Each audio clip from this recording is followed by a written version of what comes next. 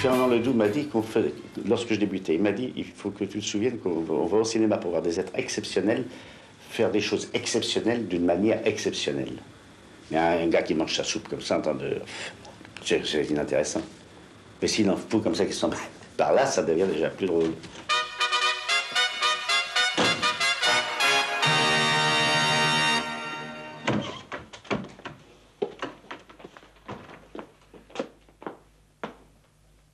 Alors, mon bon Gerbert, ça va?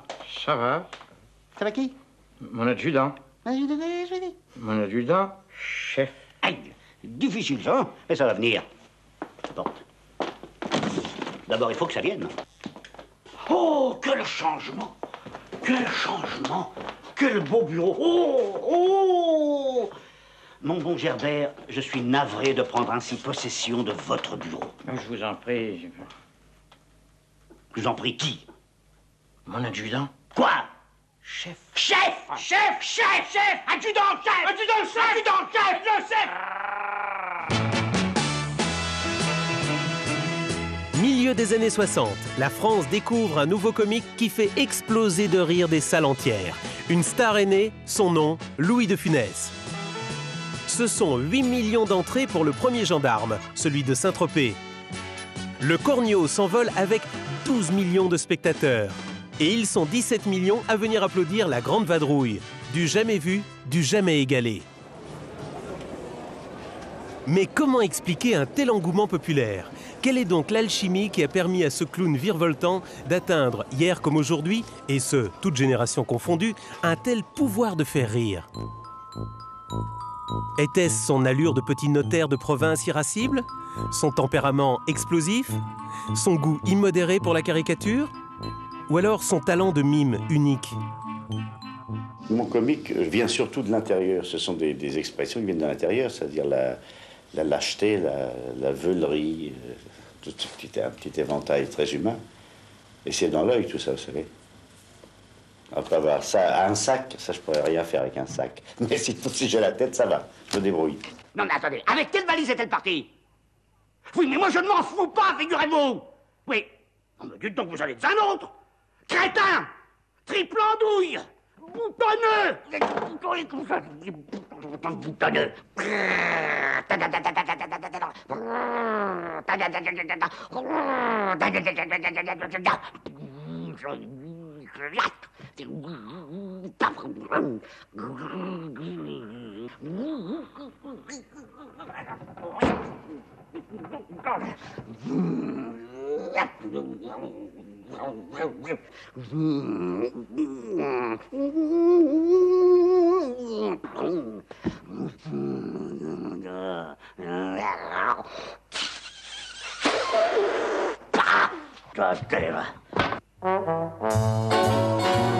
Diablotin sorti de sa boîte.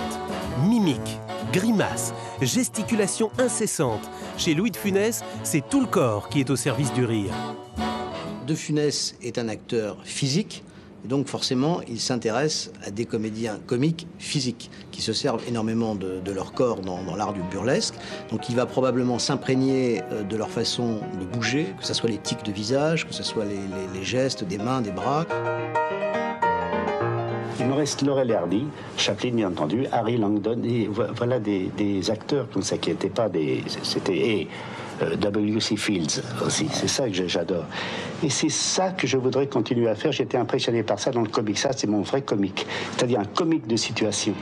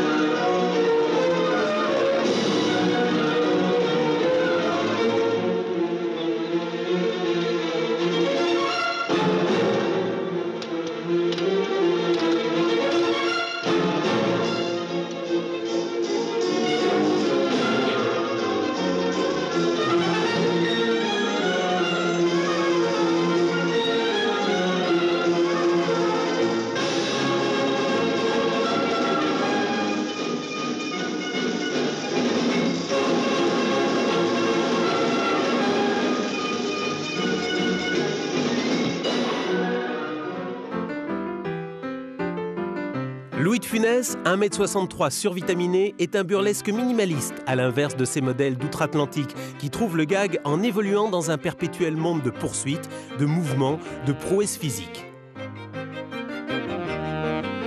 Louis de Funès, lui, se limite à un espace plus confiné, plus théâtral. Des lieux fermés dans lesquels il bondit, il bouge, il trépigne, avec autant d'efficacité pour provoquer le rire. Propriétaire d'un véritable petit stade. Un stade, comme ça, un stade.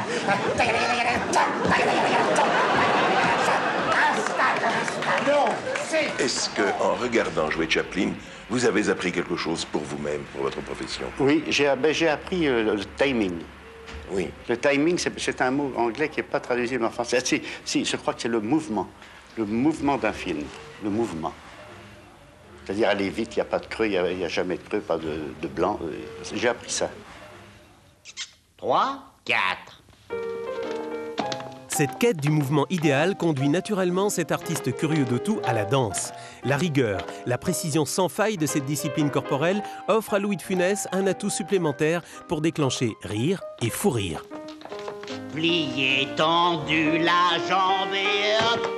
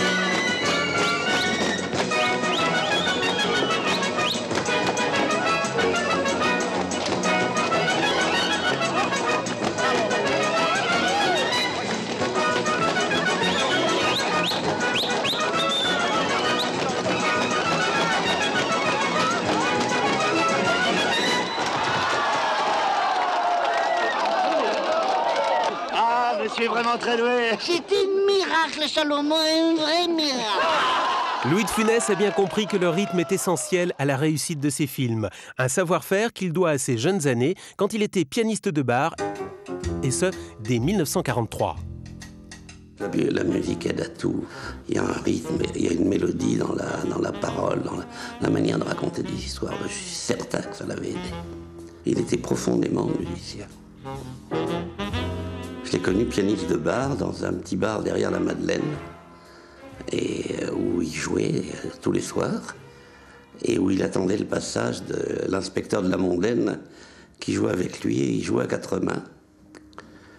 Et là, de Funès démarrait ses numéros. Il montait sur le piano, et il dansait Miraca, et il faisait marrer tout le monde. Au piano, dans les bars, s'il avait tant de succès, c'est qu'il y avait déjà une intensité dramatique, entre parenthèses, dans son jeu. C'est qu'il arrivait à chauffer la salle, il arrivait à choisir les morceaux qu'il jouait en fonction de l'ambiance de la salle, puisqu'il avait même déclenché un jour une bagarre, enfin alimenté une bagarre entre officiers allemands, simplement en accélérant le tempo, gentiment, etc. Donc il avait déjà cette intensité dramatique, et voire ce charme. Ça ne suffit pas pour vivre. Il est très mal payé, il touche les pourboires, en fait. Et donc, il décide tout bêtement de faire des petits... En somme, de la figuration. Et c'est uniquement pour vivre, uniquement pour améliorer ses fins de mois ou ses fins de journée, voilà. Il n'a pas d'ambition personnelle là-dedans. Son ambition, c'est de manger. Fils d'immigrés espagnols, Louis de Funès de Galarza est né à Courbevoie en 1914. Jeune homme, à la recherche d'une profession, il fréquente sans grande conviction l'école technique de photographie et de cinéma de la rue de Vaugirard. Les temps sont durs, il s'essaye comme dessinateur industriel, étalagiste, aide comptable, apprenti fourreur. Il a 31 ans au sortir de la Seconde Guerre mondiale. Marié, père de 2 garçons, le pianiste Louis de Funès n'a qu'un désir pour lui et les siens, sortir de cette situation précaire. Le cinéma lui semble alors une issue possible. Il décide de tenter sa chance comme comédien, et cela dans l'unique but de mieux gagner sa vie.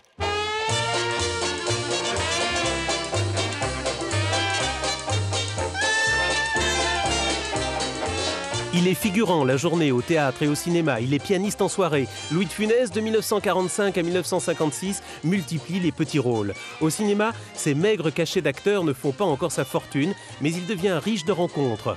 Il côtoie les plus grands. Michel Simon, François Perrier, Fernandel, Jean Marais. Tantôt garçon de café, croque-mort cupide, photographe soupçonneux, autant de silhouettes pour une 60aine de films à travers lesquels de Funès apprend les bases de son métier. Pourtant, longtemps, producteurs et réalisateurs ne voient dans ses prestations qu'une forme de comique vouée au second rôle. Je pense qu'à ce moment-là, effectivement, les scénaristes, dialoguistes comme Janson d'abord et puis après Audiard écrivent des rôles un peu sur mesure pour des acteurs qu'on considère comme justement des acteurs capables d'avoir des grands rôles à l'écran bavards, ce qui n'était pas a priori le cas de Funès, du moins le pensait-on, à tort sans doute. Et donc on n'écrit pas, on va pas le chercher, on le considère toujours comme un pantin gesticulant qui passe entre Brigitte Bardot et Jean Gabin ou Bourvil. Mais on n'a pas en tête l'idée que justement il peut faire mieux que la scène de la cave de la traversée de Paris, plus long, et donc on n'écrit pas vraiment pour lui à ce moment-là. Il faut dire que les comiques qui font recette dans les années 50 ont pour nom Darry Cole, Francis Blanche, Bourvil, Fernandel ou bien encore Fernand Reynaud.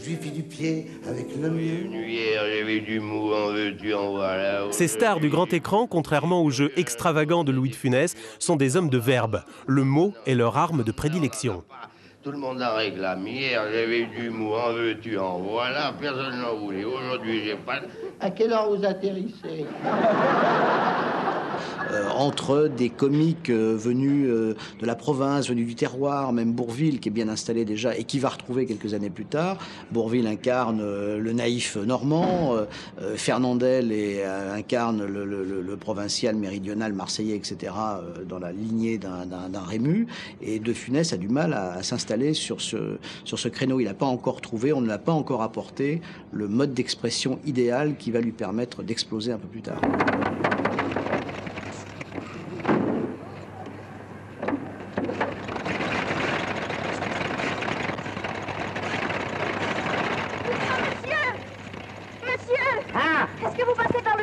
Il faut bien. Oh, je vous demande pardon, vous seriez tellement gentil. Il faut absolument que je rattrape quelqu'un. Il est parti? Non, à bicyclette. Oh, bah alors là, mon vieux, moi je réponds de rien. Oh. Quoi, il y a longtemps? Oh non, il vient de partir, on le voit presque. Oui, bon, oui, on va essayer. Allez, tassez-vous là-dedans. On fait 5 comptes aujourd'hui. Alors, madame, je vous remercie bien. Est-ce que vous pouvez me rendre service? Encore une souris, naturellement.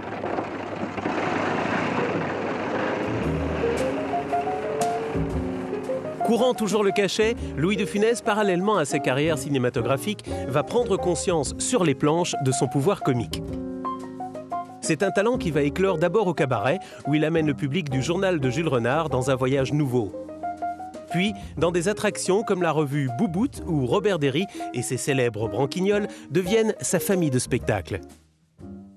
Un cabaret, c'était quoi? C'était un restaurant où il y avait une estrade. Donc imaginez, n'est-ce pas, des gens qui viennent pour dîner, bon, et on leur dit, il y a une chanteuse, comment elle s'appelle? Barbara, ah oui, d'accord, bon. Oh, il y a une fille qui dit des poèmes et qui chante des chansons, puis qui fait un sketch, comment s'appelle-t-elle? Jacqueline Maillan, ah oui, d'accord, bon, ok, on la connaît pas, on va voir. Bon, et puis il y avait les sketchs de Poiré et Serrault, il y avait Duvalex, il y avait Carmé, il y avait de Funès, bon, il y avait toute la bande de Robert Derry. Alors ça crée quoi? Ça crée des acteurs qui sont des acteurs, moi, que je dirais, des acteurs de conviction. Oui. Mais d'une conviction incroyable, c'est-à-dire qu'ils tueraient père et mère pour arriver à être vraiment dans le sentiment et aller au bout de l'intention.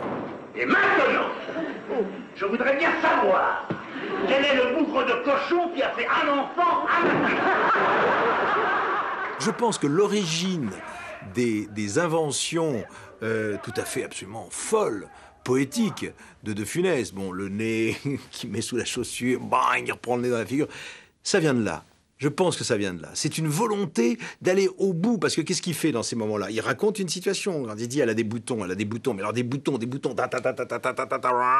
il se met à faire les avions qui bombardent les boutons, qui explosent. Bon, alors il y a des taches sur le vêtement et tout ça. C'est quoi? C'est une improvisation sans texte. Hey! Engagez-vous dans la douane, jeunes gens qui cherchez un emploi. La douane est un métier idoine et qui me donne tous les droits. Et Louis aimait bien, petit à petit, peaufiner, trouver des choses. Tous les soirs, il trouvait des choses nouvelles.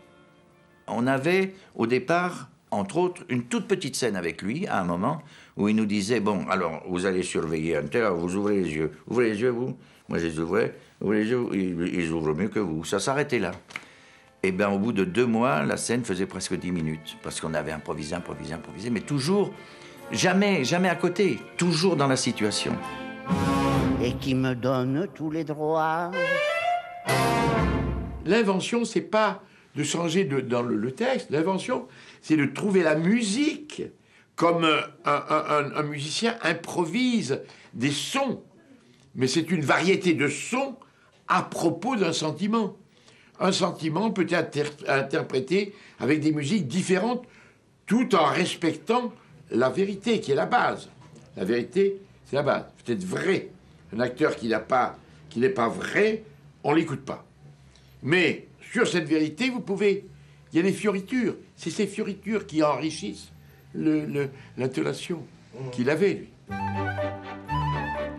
De Ah les belles bacchantes de Robert Derry en 1951, son premier succès, 14 mois à guichet fermé, son rôle dans Poppy ou dans Ornifle de Jean Anouilh, en passant par la pièce de Sacha Guitry Faisons un rêve, jusqu'à sa prestation dans La puce à l'oreille de Feydeau en 1958, Louis de Funès trouve au théâtre tout l'espace nécessaire à sa créativité. On a commencé à jouer ensemble La puce à l'oreille, et lui, déjà, comme acteur, il avait la même efficacité, la même invention. Il avait déjà cette espèce de, comment dire, de façon d'aborder la richesse, les gens de pouvoir, ou les gens qui étaient ses clients. Je ne me trompe pas, c'est bien madame qui est déjà venue ce matin. Hein? Oh madame, je suis flatté. Je comptais bien que ma discrétion m'assurerait le cas échéant la clientèle de madame. Mais vrai, je n'attendais pas si tôt. Et par contre, d'une brutalité et d'une violence agressive avec son petit personnel qui était, bon, ce qu'on a pu faire après plein de fois. Mademoiselle se permet de juger ma clientèle maintenant. Allez hop, allez, allez, faites-moi ce lit et vite. Nous sommes en 1961. Le futur numéro 1 du cinéma français triomphe dans Oscar. L'autre, la cadette. Mais tu tiens fou, Bertrand. Oui, c'est ça, alors tu vas retourner dans ta chambre et tout ça. Une pièce où Louis de Funès a enfin trouvé son double comique. Mais tu as raison, je vous laisse. Vous n'avez pas l'air très bien dans votre assiette ce matin, tous les deux. Adieu, fiston! Je ne savais pas que vous... Joué des milliers de fois au théâtre, adapté comme une mécanique de précision au cinéma, Oscar consacre à tout jamais la naissance d'un des plus grands comiques français. Et c'est là où il s'est créé ce nouveau personnage du type qui pète les plombs complètement, quoi, dans certaines situations, et qui fait n'importe quoi, qui joue à la marelle dans le salon, quoi. C'était terrible. Alors ça, après, il l'a repris dans ses films. Mais c'est là où il a créé son nouveau personnage. Ouais. 10 minutes. Ah, on veut...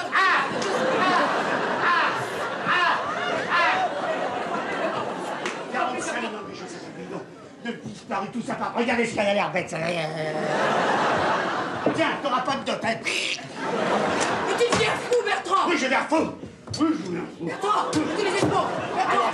Je suis piqué, salté, là. Oui, je deviens fou. Oui, je deviens fou. Tiens, regarde, je deviens fou. Regarde, je deviens fou.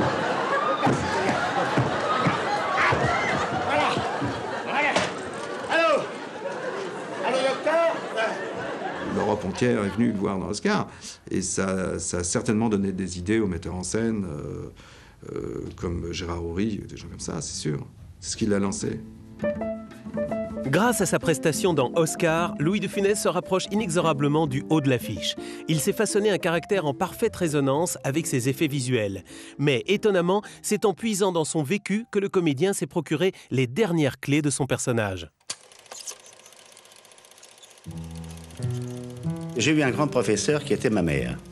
C'était une Espagnole très volubile, qui prenait des colères fantastiques, suivi d'un seul coup, entrecoupé d'un rire, parce qu'il y avait quelque chose, moi je la faisais rire au milieu d'une colère, par exemple, elle éclatait de rire. Ma mère adorait se faire servir. Elle méprisait des petites gens, sachant que c'était très mal. C'est une comédienne. Louis, sa mère, a été vraisemblablement un modèle de... Comment dire, il a chopé un modèle de réaction instantanée sur des moments de la vie qu'il a pigé formidablement. Il me dit un jour, j'avais fait une connerie, et ma mère me disait « Non, c'est bien, mon petit, c'est bien ». Et elle avait la main qui tenait une assiette pour lui envoyer à la figure. Elle s'approchait « C'est bien, mon petit, c'est bien ». Il a beaucoup copié sa mère.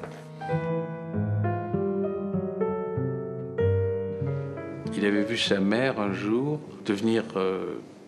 ils avaient peu d'argent à l'époque, et devenir folle parce qu'elle avait égaré un billet de 100 francs ou 10 francs à l'époque. Il avait vu sa mère défaire absolument toute la maison, retourner les matelas, les piles de linge, les vêtements, pour retrouver ce billet qu'elle avait caché quelque part, qu'elle avait mis quelque part. Et ça lui avait donné le sentiment de la folie qui pouvait animer les gens par rapport à l'argent, quoi. Dites-moi un gros mensonge que je vois si je vous crois ou si je ne vous crois pas. Mais un gros, hein. Allez. Eh bien, hier matin, dans les basques du costume vert de Monseigneur, j'ai trouvé 300 000 ducats. Hein? Où sont-ils? Sous ma paillasse.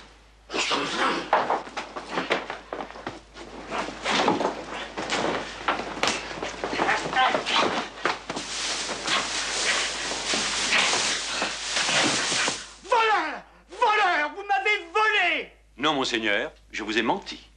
Il notait tout sur des bouts de papier partout. Il était au restaurant, il notait le comportement d'une personne.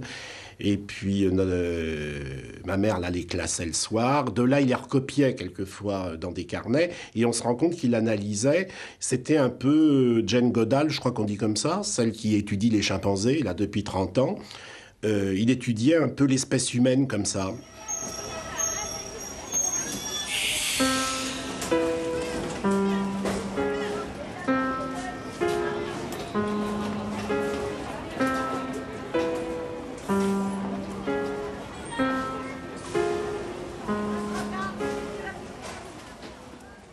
Il me disait un jour, on était sur le bateau, quand on tournait le gendarme à New York, on a fait la traversée sur le France. Et on était tous les deux un jour à se balader sur un pont, et il me dit, dans la démarche, uniquement dans la démarche, vous pouvez dire le caractère du gars. Et il m'a fait un numéro de démarche. Il m'a fait l'autoritaire, il m'a fait le sûr de lui, il m'a fait le faux cul. Rien que dans la démarche, sans dire un mot.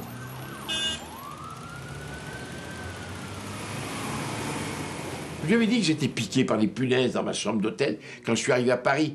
Je vivais dans un bouse. Il m'a imité la punaise, mais piquant, c'était un chef-d'œuvre. Parce qu'il faisait les sentiments de la punaise.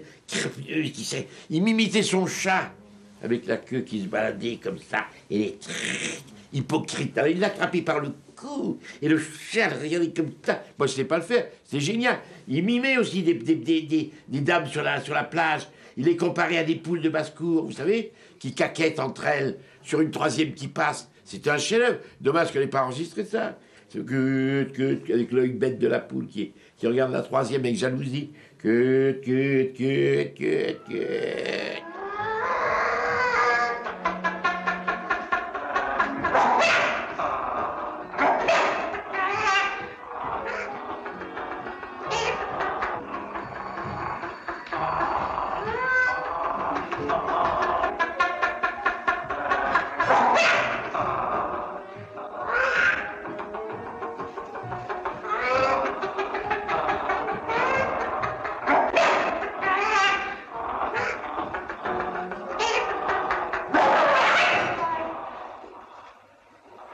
Il est bizarre, non?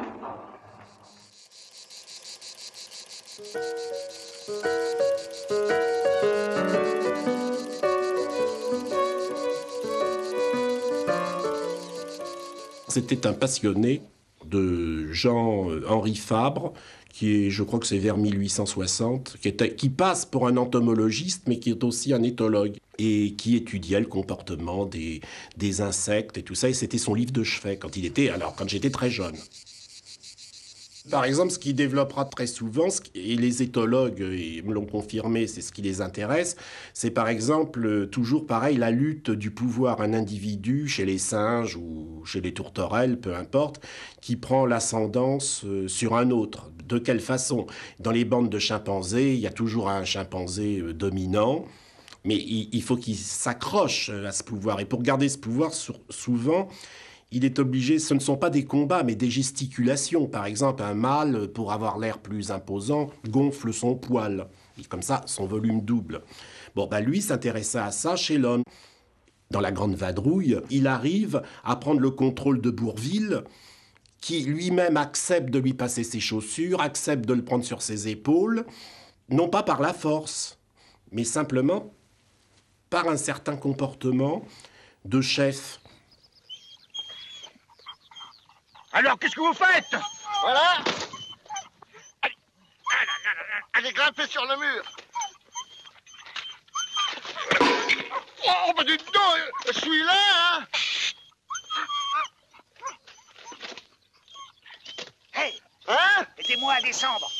Ah bah je peux pas les chiens, voyons. Approchez-vous. Hein? Approchez-vous. Attendez. Hé là, hé. Arrêtez. Arrêtez. Pourquoi voulez-vous les faire arrêter? Pour vous descendre, pardi. On est très bien comme ça.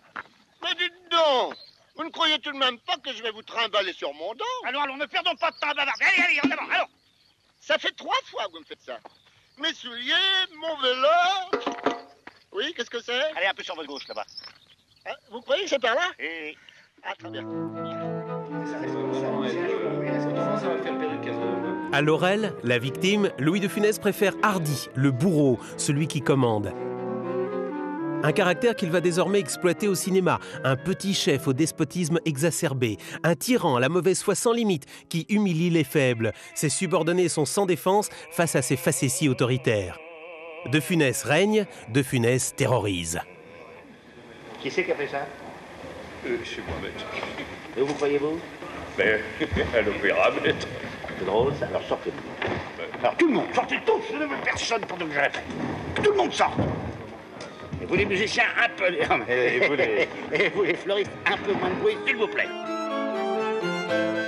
Chef d'orchestre manipulateur en 1966 dans La Grande Vadrouille, commissaire arriviste dans Fantomas, restaurateur méprisant dans Le Gentleman d'Epsom, patron cynique dans Carambolage, maréchal des logis-chefs teigneux dans Les Gendarmes, Louis de Funès se délecte avec jouissance dans des rôles de méchants, de vilains, de tordus.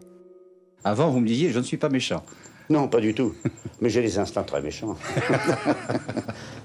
Ah, oh là là, j'ai des instincts horribles. Si j'avais mais ça s'évapore tout de suite. Mais je crois que tout être humain, je tenais celui-là, je lui arracherais. Mais puis ça s'en va aussi vite. Je pense que c'est le seul comique qui jouait sur une forme de méchanceté et qui en vérité faisait rire en se parant de tous les défauts du monde. L'avarice, la lâcheté, la mauvaise foi, enfin, etc., etc. Alors que les comiques, la tradition des comiques français, c'est plutôt des gens gentils, un peu bénés par moments, et qui réussissent. Tandis que lui, c'est le contraire. Messieurs, attention, heure H, demain 11h30. Mettez vos montres à l'heure. 16h17. Je demande un volontaire pour se mettre tout nu au milieu des nudistes. Parfait. Au hasard. Une poule sur un mur qui picote du pain dur, picoti, picota, lève la queue et puis s'en va. Qu'est-ce que vous dites? Et moi, j'ai rien dit, chef. J'avais cru vous entendre parler. Ah non, je vous le jure, chef. Ah, c'est plus, j'en suis vert. Et puis s'en va. Ah bah ça, c'est de la triche, chef. Comment? Ah, je disais, c'est de la triche. Comment? Dites, regardez, qu'est-ce que vous disiez? Ah, rien. Ah, j'avais cru vous entendre murmurer. Dites-moi, cette nuit, vous irez préparer le terrain, hein? Et vous aurez l'honneur d'être le premier au contact de l'ennemi. Voilà. J'espère que vos camarades vous en envient. N'est-ce pas? Trompez! Pardon, chef, peut-être que juste un petit slip. C'est quoi? Non, juste un petit slip, je disais ça histoire de... Quand il faut, un chef. C'est la muflerie poussée au bout. Et ça, la muflerie, c'est quelque chose qui crée, si on veut être très pédant, la catharsis. C'est-à-dire qu'on s'identifie complètement à la muflerie parce qu'on n'ose jamais le faire.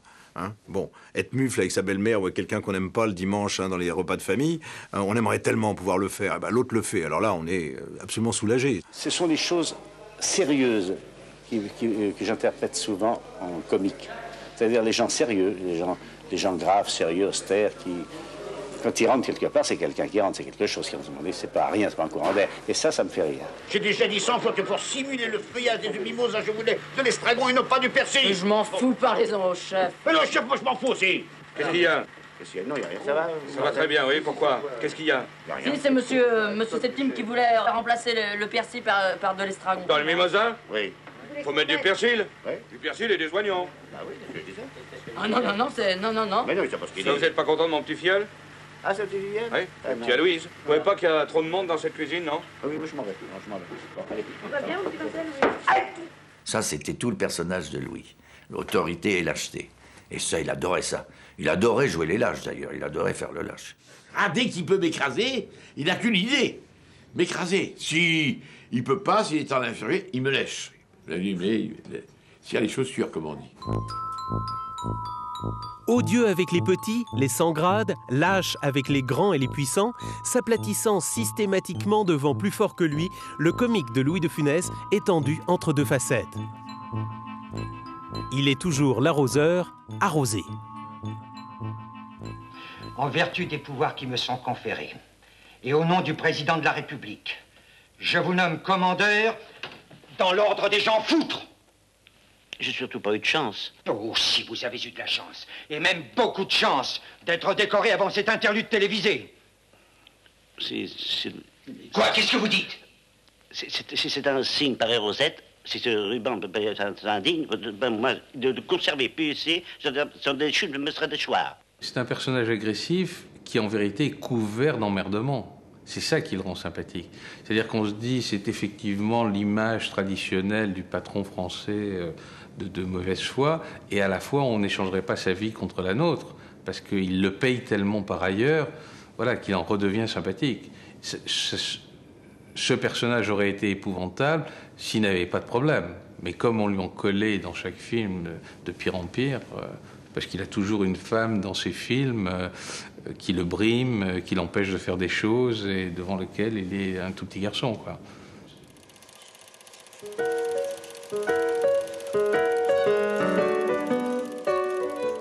Pour affiner son personnage de despote sans cesse contrarié, Louis de Funès va ajouter une nouvelle dimension à son rire, la critique de la société dans laquelle il vit. De Funès devient une vedette au moment où on entre dans la France gaulliste. La guerre d'Algérie est terminée, la guerre d'Indochine est finie, la France aspire à la paix, la France aspire à la tranquillité, et les spectateurs aspirent à voir sur les écrans des héros qui les rassurent et qui ressemblent d'une certaine façon au niveau de vie qu'ils sont en train d'acquérir. Le boom économique des années 60 voit les classes moyennes profiter d'un taux exceptionnel de croissance. Les salaires s'envolent, le camping familial vit ses heures de gloire, les loisirs occupent une place essentielle dans la vie de la plupart des Français. La France produit, la France consomme. Cette prospérité fulgurante donne naissance à une caste de nouveaux riches, de petits patrons qui incarnent le monde trépidant des affaires. Ces hommes nouveaux sont un terrain de jeu idéal pour un Louis de Funès à l'affût des travers de ses semblables. Un costume 3 pièces, assoiffé de rosettes, une DS 19 noire, joyau de l'automobile BCBG, le businessman de Funès est né. Tour à tour directeur d'établissement privé dans les grandes vacances, grand restaurateur, armateur, marchand d'art dans le tatoué, industriel ou encore roi de l'emballage. Bon, mes chers amis, revenons à ce qui nous occupe ce soir. Directeur de la Société française d'emballage depuis bientôt 25 ans. Je n'ai jamais poursuivi qu'un seul but. Respecter, servir et gâter mes bons et fidèles clients.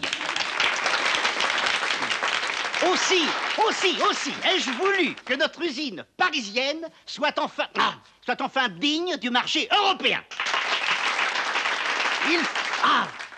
Il faut que la société française... Il faut que la société française d'emballage devienne demain... devienne demain l'entreprise d'après-demain. Petit personnel corvéable à merci. Signe extérieur de richesse, Louis de Funès va se fondre dans les habits de la réussite et de ses bonnes mœurs. Même le fidèle Cruchot fera les frais de sa nouvelle charge comique. Il se mariera avec une riche veuve, châtelaine de surcroît. Épouses qui devront le vouvoyer et qui seront priées de rester au foyer afin d'élever des enfants programmés à succéder au père à la tête de l'affaire familiale. D'adorables bambins qu'il n'hésitera pas à récompenser en cas de délation. Un registre sur fond d'argent roi qui va permettre à Louis de Funès de pousser à l'extrême sa caricature. Ils ont des Rolls blanches, les noirs. En tout cas, c'est pas monsieur que ça risquerait d'arriver. Quoi donc? Que mademoiselle épouse un noir. Qu'est-ce que ça veut dire, ça? Que monsieur est peut-être un peu raciste. Raciste? Moi, raciste? Salomon, raciste? Enfin, Dieu merci, Antoinette épouse un Français bien blanc. Bien blanc.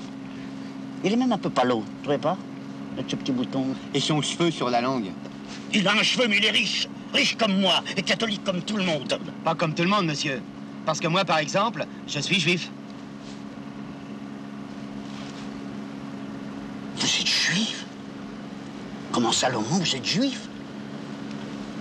Salomon est juif. Oh! Et mon oncle Jacob, qui arrive de New York, il est rabbin. Mais il n'est pas juif. Ah si. Mais pas de votre famille. Si. Tout ça fait rien, je vous garde quand même. Il y a toujours des tartuffes, il y a toujours des avares, il y a toujours des hypocrites, et il y a toujours des naïfs, il y a toujours des cons, il y a toujours... Donc, vous les représentez, que ce soit un con de 2000 ans avant Jésus-Christ, il est toujours... Le con de 2002 est aussi con que celui de... C'est pour ça que De Funès a très bien reproduit les personnages. Autant de personnages qui ont conduit Louis de Funès à la célébrité, mais qui, parallèlement, le mettent dans une angoissante obligation de résultat. À chacune de ces apparitions, le public doit rire. Ah mais moi j'ai pas attendu, je voulais pas devenir vedette, c'est en Miami. Ça je voulais pas, je voulais être second rôle et être très tranquille. C'est René Simon qui nous avait dit ça. N'allez jamais dans le végétariat, faites une belle petite carrière, vous aurez beaucoup plus d'argent, c'est bien plus tranquille, vous travaillerez tout le temps. Et j'étais comme ça, mais on m'a pris, on m'a collé. C'était lui qui portait le film. Hein. Bon, il y a la bru, mais c'est lui qui, c'était sur lui le film. Quand vous portez une responsabilité financière, pareil, la crainte de l'échec et puis de décevoir, elle est quand même là. C'est vrai, c'est un homme qui vivait des tensions parce qu'il était très soucieux de la qualité de ce qu'il faisait. Il portait cette responsabilité très lourde et très chère sur les épaules.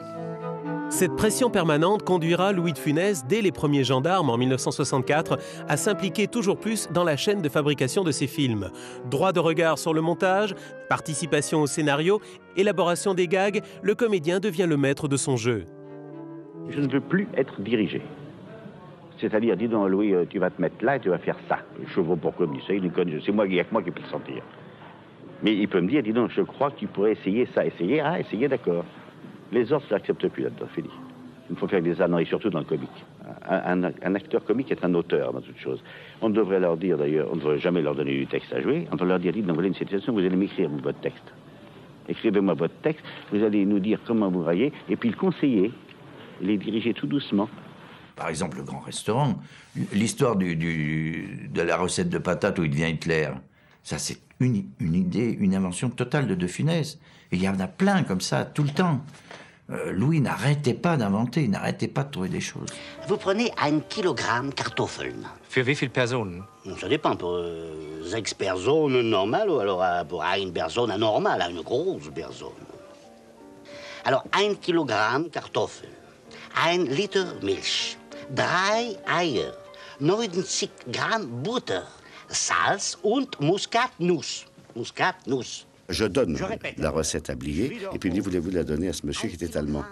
Et le hasard veut que, vous savez, dans la vie, vous avez une ombre, là vous avez une ombre qui est faite par je ne sais pas quoi, par l'abat-jour, une feuille, n'importe quoi. Et cette ombre-là, c'est la tête d'Hitler, une tête de menace terrible, et l'autre est effondré de trouille. Voilà un bon gag. Je crois qu'il est bon. Muskatnuss, Herr Müller!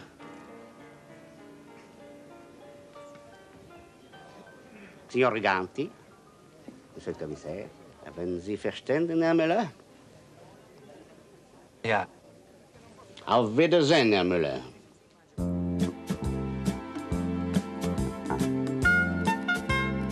Comme au bon vieux temps des Branquignoles, Louis de Funès, au cinéma, s'est constitué une famille professionnelle qui l'accompagnera tout au long de ses films. À l'œil impassible de la caméra, il a choisi, pour que le rire jaillisse naturellement, d'être entouré des siens, acteurs, techniciens, scénaristes et réalisateurs.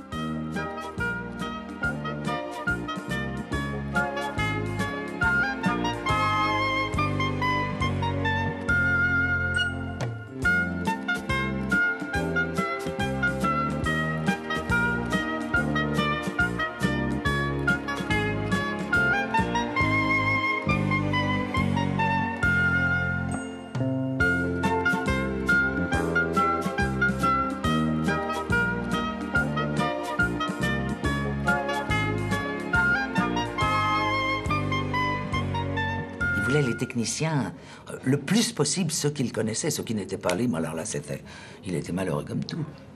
Alors il fallait qu'il se fasse aux gens. Putain, on n'a pas besoin. Tu peux y aller pour la caméra? Non. Moteur. Ciao. Non. Deuxième plat. Deuxième plat.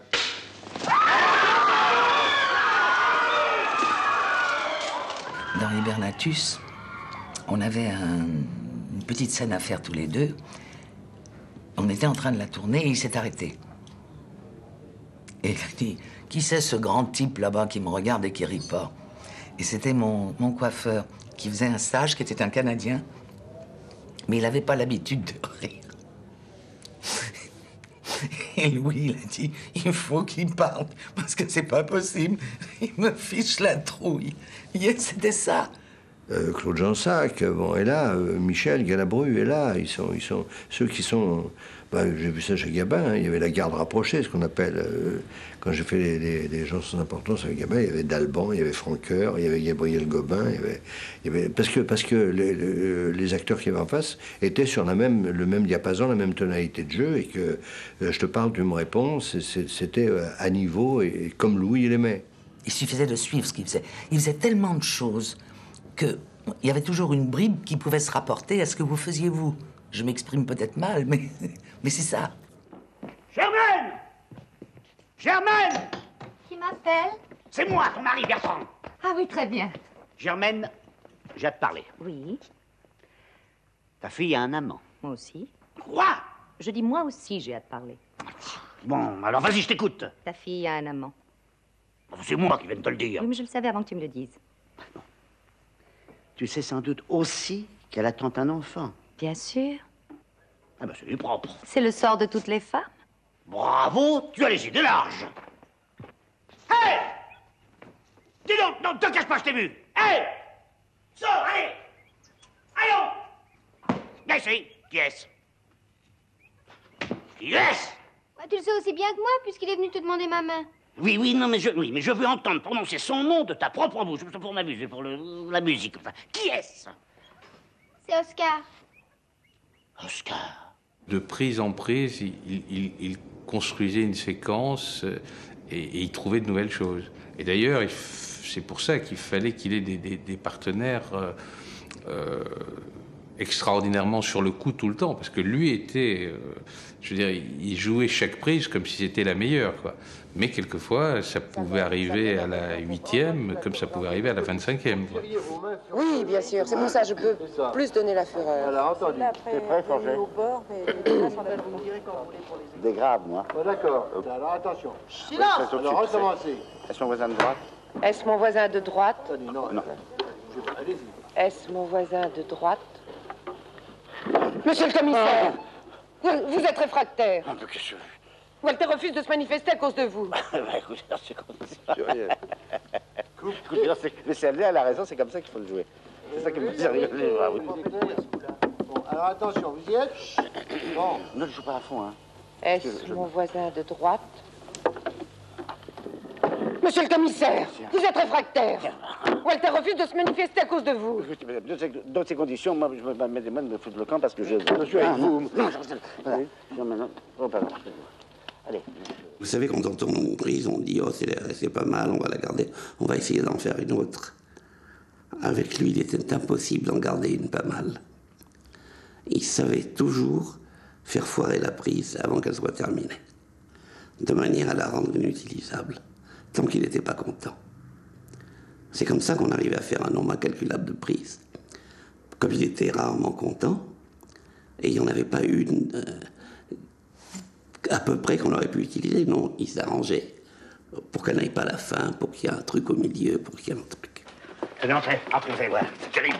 Entrez. Ah, c'est possible. C'est pas possible, il était là. Bon, enfin, il était là, il doit être là, je ne sors pas de là. Oh, quel bafouillis, non? Une façon de jouer quasi instinctive, un perfectionnisme de tous les instants, Louis de Funès, en athlète du rire, en boulimique de travail, ne s'est jamais économisé. En 10 ans seulement et 25 films en haut de l'affiche, de Pouic Pouic à Rabbi Jacob, il court un marathon sans relâche.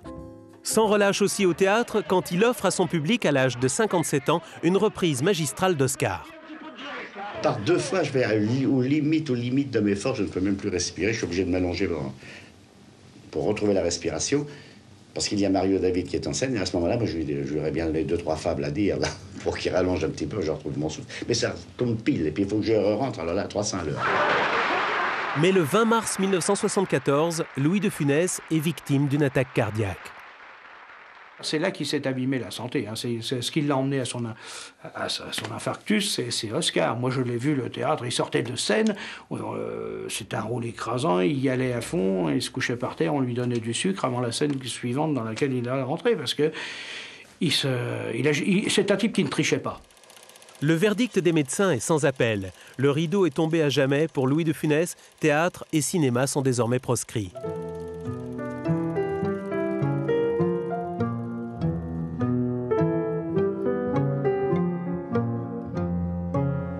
Pourtant, à 62 ans, le cœur vacillant, mais l'âme toujours animée par le feu sacré, Louis de Funès reprend le chemin des plateaux. Il tourne en 1976 avec Claude Zidi, L'aile ou la cuisse, puis l'année suivante, La zizanie. Il n'était pas question qu'il lui arrive la moindre chose. Donc on a engagé un cardiologue sur le tournage et on avait une ambulance sur le tournage en permanence. Pour qu'au cas où il arrive la moindre chose, en tout cas, il puisse être pris tout de suite, quoi, et sauvé, bien évidemment. Une épée de Damoclès qui va contraindre Louis de Funès, comique physique par excellence, à ne plus abuser de son corps fragilisé, un handicap qu'il va substituer par des trésors de mimique. Il accepte aussi désormais de partager l'affiche avec des comédiens de la génération montante, comme Coluche ou Jacques Villeray. Déclenchant toujours le rire, Louis de Funès saisit également l'occasion pour ajouter à sa palette comique de la candeur, de l'émotion, de la sensibilité et prouve à ceux qui en doutaient qu'il est un comédien complet. Ça te fait pas trop de peine que je m'en aille? Il vous fait faire à ton idée. Justement, les idées, on n'a plus les mêmes, alors on ferait que s'engueuler. T'es pas d'accord? J'ai aimé que toi, la Francine. Moi, pareil, le Bombay, je l'ai pas aimé, tu sais. Je sais maintenant. Il faut que tu sois heureuse tout plein. Tu m'en veux pas? Pourquoi que je t'en voudrais, ma petite fille? Faut que je t'embrasse, mon Glo. Oh, je sens le pinard. Dis pas de bêtises. Je te souhaite tous les bonheurs, ma Francine. Moi aussi, mon Claude.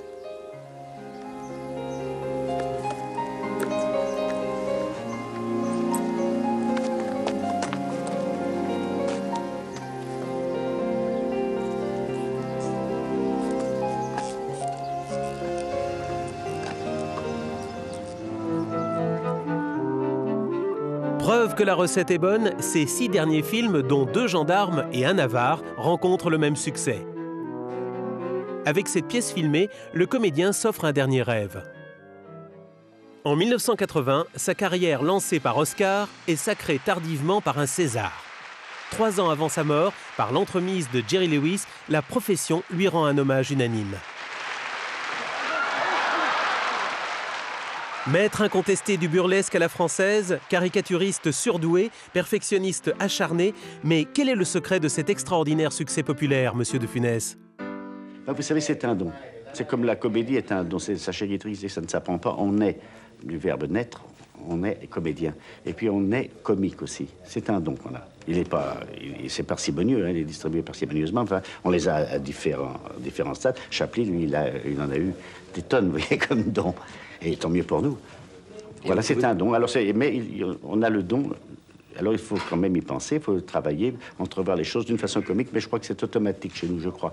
On voit une chose, toc, on s'imagine instantanément dans son axe le plus drôle. Si par malheur, il perd sa place, si on le remplace, je serai pas inquiet.